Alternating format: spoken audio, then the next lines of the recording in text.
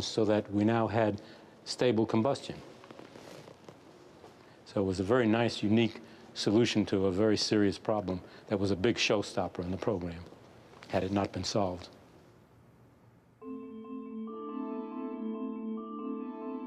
With the construction of the first stage well underway, the building of the second fell to the engineers at North American Aviation in California. Stage 2 was a technical challenge of the first order.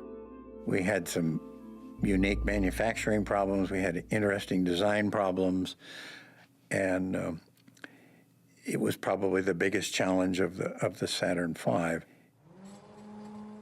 The main headache for the Stage 2 team was that the Apollo spacecraft, the command and lunar modules sitting on top of the Saturn V, kept getting heavier as their designs evolved.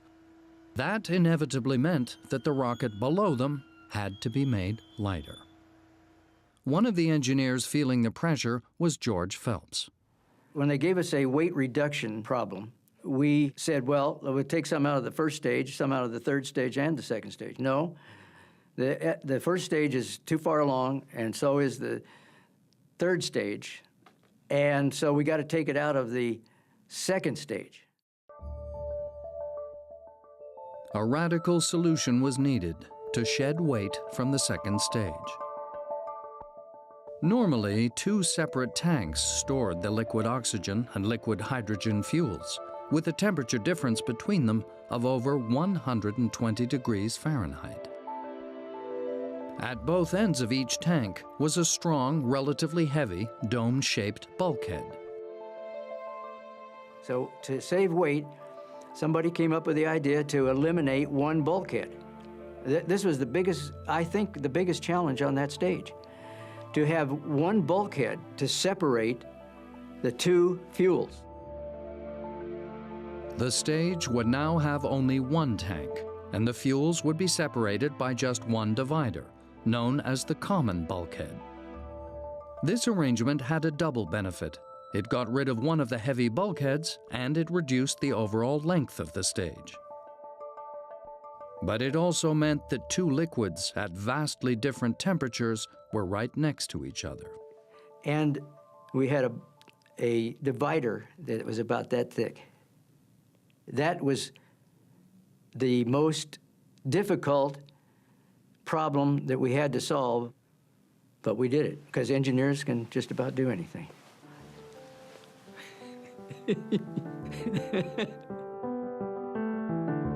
But the greatest temperature problem was not keeping the intensely cold liquid fuels insulated from each other. It was keeping both of them from boiling in the hot Florida sun. We insulated the liquid hydrogen tank in the early days with a honeycomb insulation. We put it on in big vacuum chambers, and we sucked the honeycomb down onto the metal, pulled it tight, and let the adhesive set. But all through the early stages, we had problems with the honeycomb insulation popping off the vessel. The engineers realized they were doing something wrong. To fix it, they would need specialist help.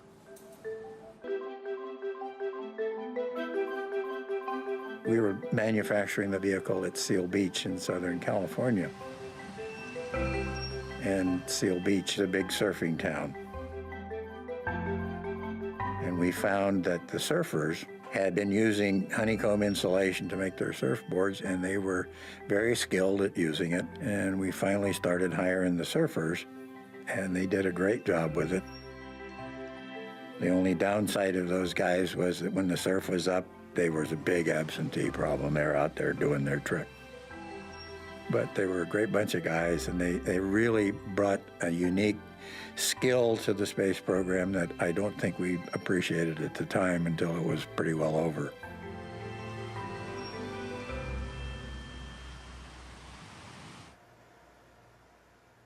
The Saturn V's third stage was also under construction in California.